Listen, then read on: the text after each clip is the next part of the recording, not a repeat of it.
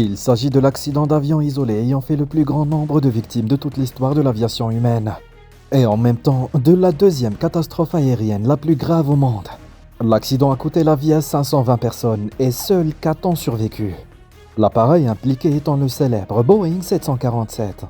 Le vol JAL 123, un nom que l'industrie aéronautique mondiale n'oubliera jamais. À présent, accompagnons dernier vol pour revenir au 12 août 1985, afin de découvrir ce qui s'est réellement passé à bord de ce gigantesque Boeing 747.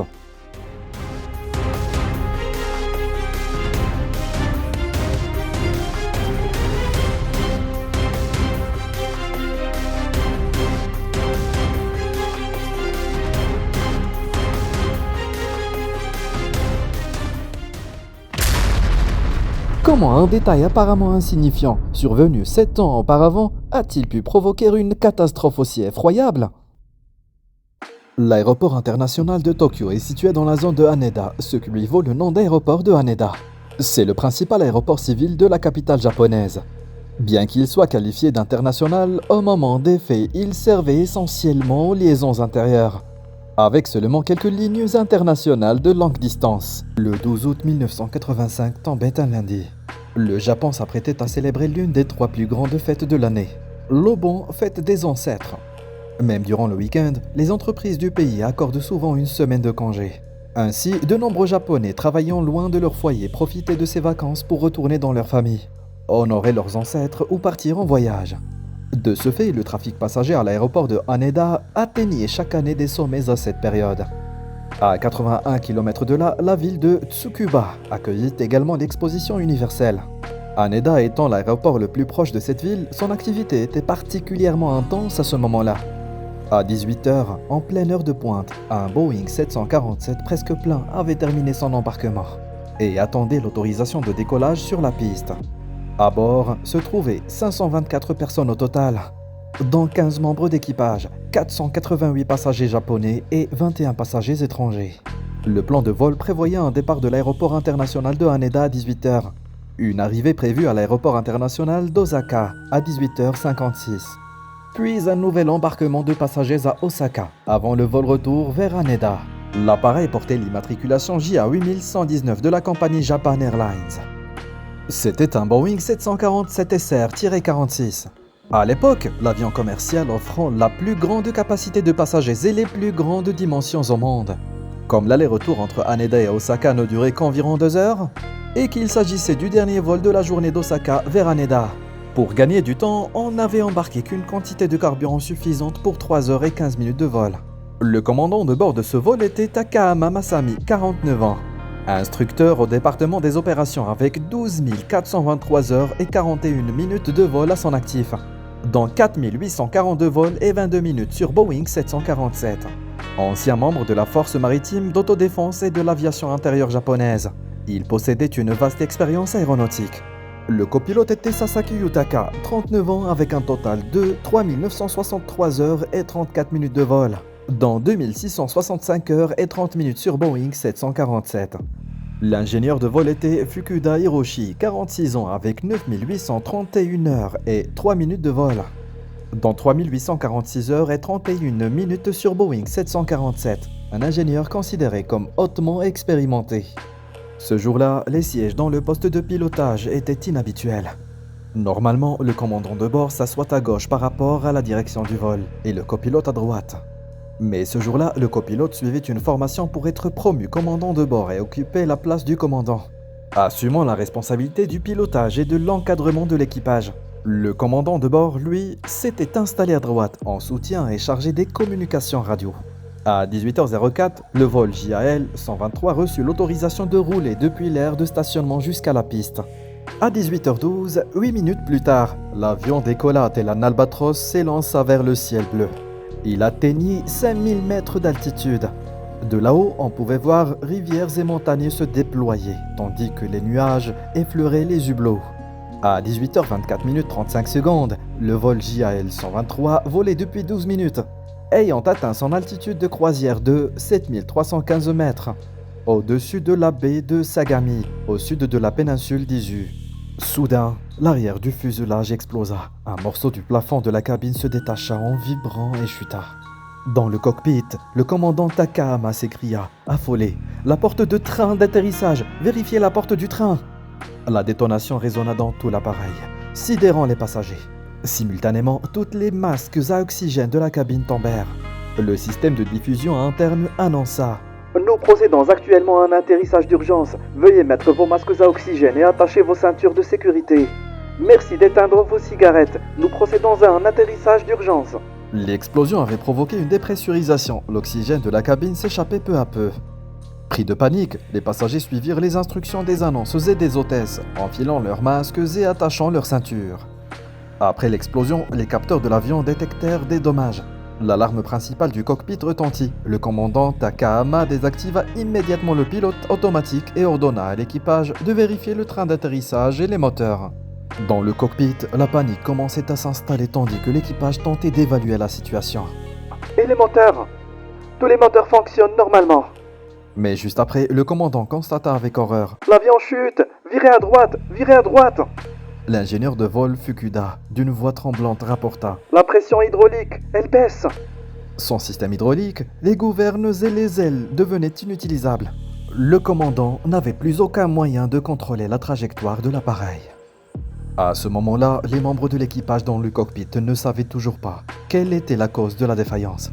À 18h24, le commandant de bord, conscient de la gravité de la situation, émit immédiatement un signal de détresse et informa le centre de contrôle aérien local. Le service de contrôle aérien de Tokyo reçut ce signal d'urgence.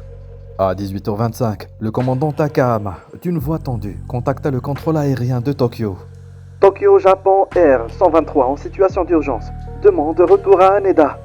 Le contrôle de Tokyo répondit aussitôt. Tokyo Japon Air 123 en urgence, autorisé. Le commandant décida alors de virer à droite pour retourner à Haneda en vue d'un atterrissage d'urgence.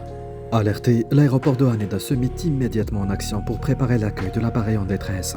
À ce moment-là, tout le monde pensait que l'avion n'avait qu'à faire demi-tour pour pouvoir atterrir en urgence à Haneda.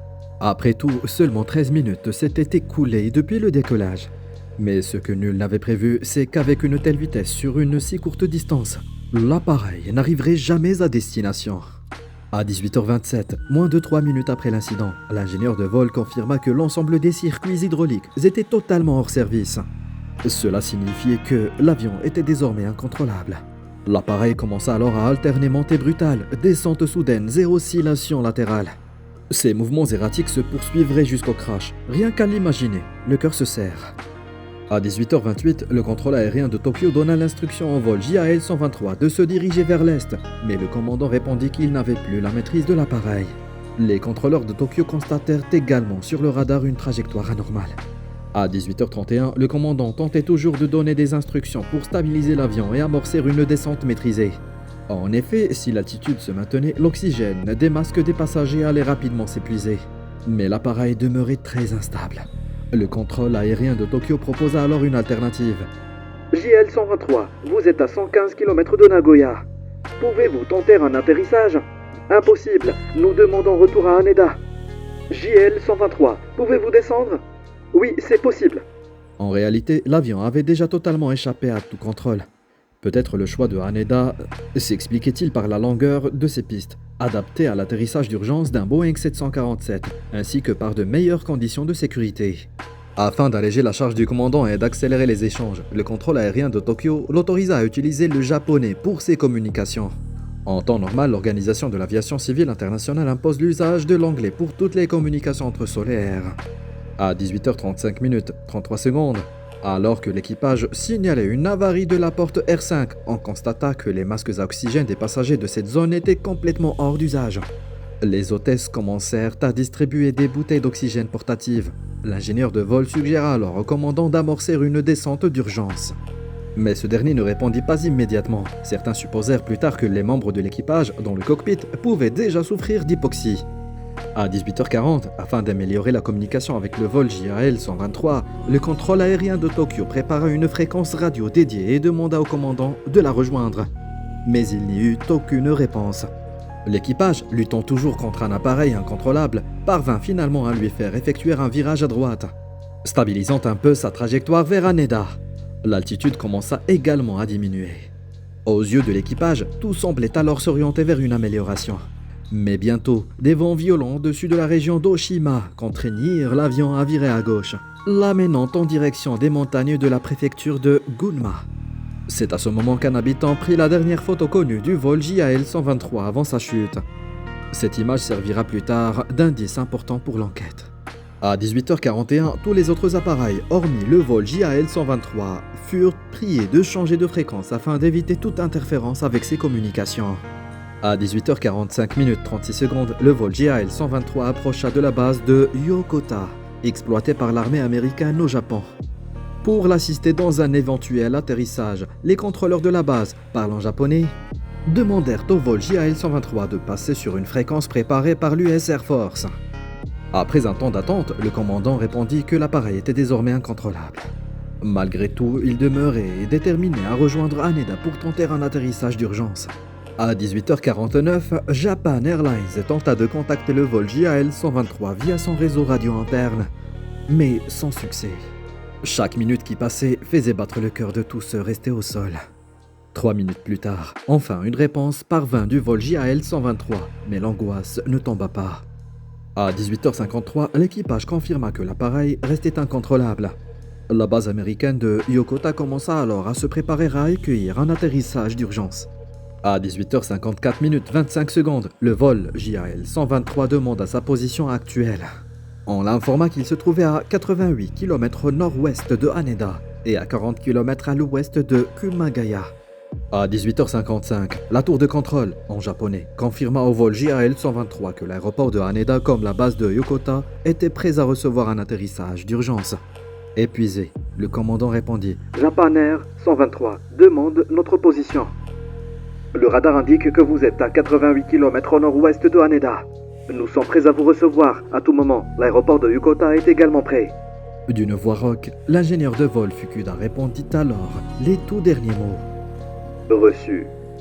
Ce reçu devint le dernier message émis par le vol JAL 123. À 18h56, le signal du vol JAL 123 disparut des radars. Cela signifiait que l'avion s'était très probablement écrasé ou volait désormais à une altitude extrêmement basse. Dans le cockpit du vol JAL 123, la chaîne de montagnes de Gunma surgissait devant eux comme des murailles gigantesques. L'appareil, pesant plus de 300 tonnes, fonçait vers les sommets à une vitesse de plus de 630 km/h. Le système d'alerte de proximité du sol retentissait sans cesse, tel un glas. Le commandant tenta de tirer sur le manche, espérant relever un peu le nez de l'avion. Mais sans système hydraulique, il n'y avait plus aucun moyen de le contrôler. Dans la cabine passager, 509 personnes vivaient les derniers instants de leur vie. Certains griffonnaient à la hâte des lettres d'adieu. Les ultimes messages destinés à leurs proches, des enfants s'agrippaient à leurs parents. Les sanglots se mêlaient aux prières dans cet espace confiné. Le Boeing 747, avec 524 personnes à bord, percuta la montagne Osutaka. Vitesse de l'impact, plus de 630 km/h. Force du choc, 100 fois la gravité terrestre. Le fracas résonna dans toute la vallée. Des pins hauts de plusieurs dizaines de mètres furent arrachés comme de simples allumettes. Métal et plastique éclatés volèrent dans toutes les directions. Des flammes déchaînées s'élevèrent dans la nuit, formant une colonne de fumée visible à des dizaines de kilomètres. Pendant ce temps, le contrôle aérien de Tokyo et la compagnie Japan Airlines continuaient d'appeler l'avion par radio, mais sans recevoir aucune réponse. À 18h57, la tour de contrôle de Yokota tenta à son tour. Votre appareil se trouve à 35 km au nord-ouest de Yokota. Vous pouvez être prioritaire pour atterrir à la base aérienne de Yokota. Mais le vol, JAL 123, s'était déjà écrasé. En l'absence de réponse, il fallut se résoudre à la terrible vérité. L'avion était tombé. Après un crash aérien, la priorité est toujours de rechercher d'éventuels survivants et de localiser les boîtes noires. Pourtant, les lenteurs dans les opérations de secours japonaises qui suivirent furent largement critiquées par l'opinion publique. Le 12 août à 19h15, le vol JAL 123 avait disparu des radars. 24 minutes plus tard, un avion de transport C-130 Hercule de l'US Air Force repéra l'incendie de forêt causé par l'impact dans les montagnes de la préfecture de Gunma. Dans la nuit noire, les flammes se distinguaient nettement. L'armée américaine transmit immédiatement cette information aux autorités japonaises. Mais entre les flammes, la fumée et l'obscurité, aucun avion de secours ne pouvait se poser à proximité. 2 heures après l'accident, l'US Air Force proposa de parachuter 2 hommes pour reconnaître les lieux. La demande fut refusée par la hiérarchie et l'ordre fut donné de regagner la base immédiatement. Le Japon affirma que l'affaire relevait de sa juridiction et confia la mission de recherche et de sauvetage à ses forces d'autodéfense. Vers 19h21, 2 avions de chasse F-4 japonais repérèrent à leur tour l'incendie. Les pilotes transmirent les coordonnées approximatives à leurs supérieurs. À cette époque, le GPS n'était pas encore commercialisé, il était donc impossible de localiser précisément le site du crash. Ce n'est qu'à 23h30, soit plus de 40 heures après l'accident, qu'un millier d'hommes des forces d'autodéfense japonaises, issus du 13e régiment, du 12e bataillon de chars et du 12e bataillon du génie, commencèrent les recherches. Par la suite, les forces d'autodéfense envoyèrent plusieurs hélicoptères sur la zone. Mais la pluie, la végétation dense, l'épaisse fumée des incendies et la nuit rendaient la visibilité quasi nulle. Dans ces conditions, les hélicoptères qui survolaient le site ne détectèrent aucun signe de survivants. Ils ne larguèrent donc aucun secouriste par parachute. Ne voyant aucun indice de survivants, les équipes au sol décidèrent de ne pas progresser de nuit jusqu'au lieu du crash. Elles passèrent la nuit dans un village situé à 63 km de là et ne reprirent leur marche que le lendemain matin. À 9h le lendemain, soit 14 heures après l'accident, les secouristes atteignirent enfin le site. Le délai avait fait perdre un temps de sauvetage précieux. Des hélicoptères de presse arrivèrent plus tôt sur place, mais faute de moyens de secours, ils se contentèrent de survoler avant de repartir. Ce n'est qu'à 10h45, 16 heures après le crash, qu'une équipe de secours découvrit 4 survivants parmi les débris de la queue de l'avion. À 13h05, les 4 rescapés furent évacués par 2 hélicoptères. La découverte de survivants reviva l'espoir des équipes de secours. Mais toutes les recherches ultérieures se soldèrent par un échec. Au final, il fut établi que seuls 4 passagers avaient survécu au vol JAL 123. Ces 4 personnes occupaient des sièges situés à l'arrière de l'appareil, précisément dans la zone identifiée sur ce schéma. Les 505 autres passagers et les 15 membres d'équipage périrent dans la catastrophe. Parmi les victimes figurait le célèbre chanteur Kyu Sakamoto, de nombreux hommes d'affaires et une femme enceinte. Plus tard, selon le témoignage de l'une des survivantes, l'hôtesse de l'air Yumi Oshiai, âgée de 26 ans, durant de longues heures après l'accident, elle entendit autour d'elle les gémissements de nombreux passagers et même des conversations distinctes. Cela signifie que bon nombre de personnes n'étaient pas mortes sur le coup. Elle perçut le bruit d'un hélicoptère dans la nuit, semblant très proche. Elle pensa d'abord qu'ils allaient bientôt être secourus, mais hélas, le bruit de l'appareil s'éloigna peu à peu. Avec lui disparurent également les voix qu'elle avait entendues autour d'elle. Le lendemain après-midi du crash, les enquêteurs retrouvèrent la boîte noire. Celui-ci contenait l'enregistreur numérique de données de vol ainsi que le sévère Cockpit Voice Recorder, capable de conserver les 30 dernières minutes de conversation dans le cockpit et les heures de paramètres de vol précédant l'arrêt de l'avion. La boîte noire fut ensuite transférée à Tokyo pour analyse. Le gouvernement japonais constitua une commission d'enquête. Ce que l'on pouvait affirmer à ce stade, c'est que l'avion avait rencontré une situation d'urgence 12 minutes après le décollage et s'était écrasé 32 minutes plus tard. Que s'est-il passé à bord? Le Boeing 747 comportait-il un défaut fatal? D'autant que 49 jours avant cette tragédie, un Boeing 747 de la compagnie indienne s'était également écrasé, causant la mort de tous les passagers sans qu'on en ait encore élucidé les causes. Alors que la situation restait confuse, les autorités japonaises traitèrent la catastrophe comme une affaire criminelle. Le site du crash fut bouclé comme une scène de crime et l'accès fut refusé aux enquêteurs du National Transportation Safety Board américain ainsi qu'aux ingénieurs de Boeing.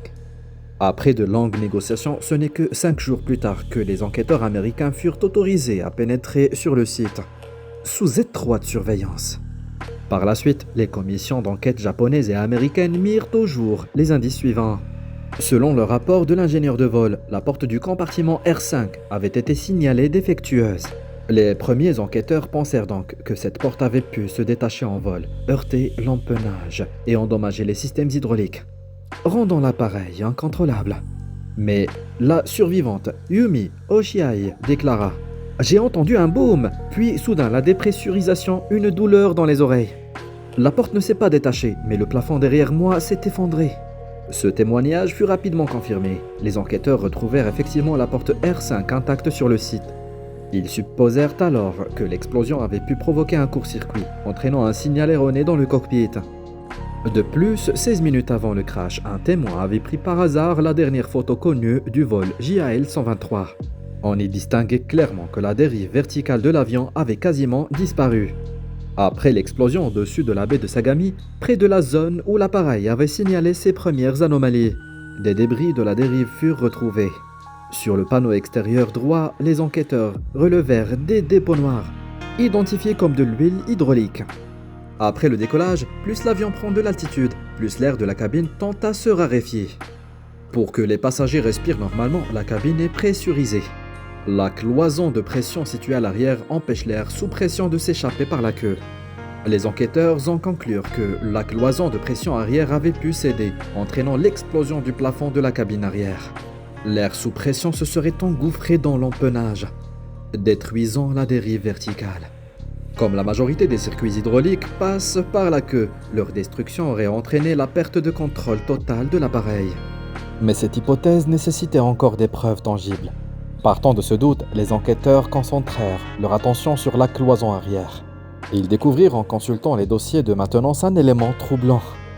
En effet, cet avion avait déjà subi un accident le 2 juin 1978, 7 ans auparavant. Lors d'un atterrissage mal exécuté, le pilote avait cabré excessivement, provoquant un trail strike. La queue avait heurté le sol, endommageant l'empennage et la cloison de pression arrière. À l'époque, Japan Airlines avait confié les réparations aux ingénieurs de Boeing. La réparation correcte aurait exigé une plaque de renfort d'un seul tenant reliant deux panneaux, fixée par 3 rangées complètes de rivets.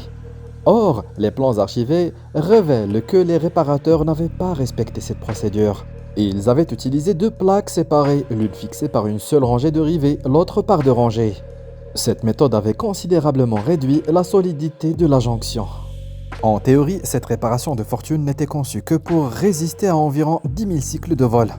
Au moment du crash, l'avion avait déjà effectué 12 319 vols depuis cette réparation, un nombre bien au-delà de la limite théorique. Dès lors, la question restait posée, cette réparation inadéquate sur la cloison arrière était-elle la véritable cause de la catastrophe? En 1986, pour commémorer les vies perdues dans cette catastrophe aérienne, une stèle fut érigée sur le site du crash au mont Osutaka. Ce terrible accident aérien bouleversa le monde entier et laissa une blessure indélébile dans toutes les familles des victimes. Chacun attendait la vérité. Contre toute attente, les enquêteurs mirent la main parmi les débris sur la cloison de pression qui avait été réparée. Après de multiples expertises, ils démontrèrent que cette pièce présentait des signes évidents de fatigue du métal dus à une réparation inadéquate. Le 19 juin 1987, soit près de 2 ans après le crash du vol JAL 123, la commission d'enquête publia enfin son rapport final. Celui-ci conclut que la cause de l'accident était la réparation défectueuse de la cloison arrière, endommagée lors de l'incident du Tail Strike en 1978. À l'altitude de 7315 mètres, la cabine pressurisée créait une différence de pression avec l'extérieur. La cloison se dilatait sous contrainte et la zone affaiblie céda. L'air de la cabine s'échappa, provoquant une déchirure béante. Puis, le plafond arrière de la cabine explosa et la pression interne projeta une onde de choc si puissante qu'elle détruisit l'empennage arrière et la dérive verticale, sectionnant au passage les circuits hydrauliques. La perte de contrôle fut alors totale. Les autorités conclurent que l'enquête sur la catastrophe était achevée, bien que la responsabilité directe de Japan Airlines n'ait pas été engagée. Le président de la compagnie démissionna et assuma la responsabilité morale, tout en versant 780 millions de yens d'indemnisation aux familles. JAL décida également de retirer définitivement le numéro de vol 123. De plus, le chef du service maintenance de JAL, plusieurs employés ainsi qu'un ingénieur de Boeing présentèrent leur démission pour reconnaître leurs fautes. Boeing, pour éviter qu'une rupture de conduite hydraulique n'entraîne à nouveau une perte totale de contrôle, équipa dès lors chaque 747 de protection supplémentaire sur la dérive verticale afin d'empêcher les infiltrations d'air pressurisé. Par ailleurs, afin de réduire le risque en cas de dommage à l'empennage, un système de vannes de coupure hydraulique fut ajouté au 4e circuit et la réparation des systèmes hydrauliques des nouveaux appareils fut repensée. Après coup, les enquêteurs simulèrent, à partir des données des boîtes noires, les conditions de vol du JAL 123 et établir qu'il était impossible de garder le contrôle d'un tel appareil plus d'une demi-heure dans un état totalement incontrôlable. Cela démontra à quel point les pilotes et l'ingénieur avaient lutté jusqu'au bout. De nombreuses lettres d'adieu furent également retrouvées sur le site. Leur découverte bouleversa profondément l'opinion. Chaque accident aérien est une leçon écrite avec le sang des victimes, rappelant des failles qui doivent servir d'avertissement. Derrière toute catastrophe aérienne se cache une chaîne d'erreurs et la maintenance inadéquate en est souvent l'un des maillons. Dans les 6 mois précédant le crash, la porte des toilettes arrière de l'appareil était tombée en panne à 28 reprises. Pourtant, aucun ingénieur de maintenance n'avait vérifié la structure interne de l'avion, manquant ainsi de vigilance face à un risque latent. Chaque tragédie ne cesse de nous rappeler. Le danger se cache dans la sécurité apparente. En matière de sécurité, rien n'est insignifiant. L'alarme doit toujours résonner. Aujourd'hui, les améliorations en matière de sécurité aérienne appliquées dans le monde entier découlent de ces leçons écrites dans la douleur. Chaque vol sûr que nous effectuons est un hommage vivant au sacrifice des 520 victimes de cette nuit-là. Merci d'avoir suivi cette histoire. N'oubliez pas de mettre un j'aime et de vous abonner pour soutenir la chaîne. Nous nous retrouverons dans de prochaines vidéos.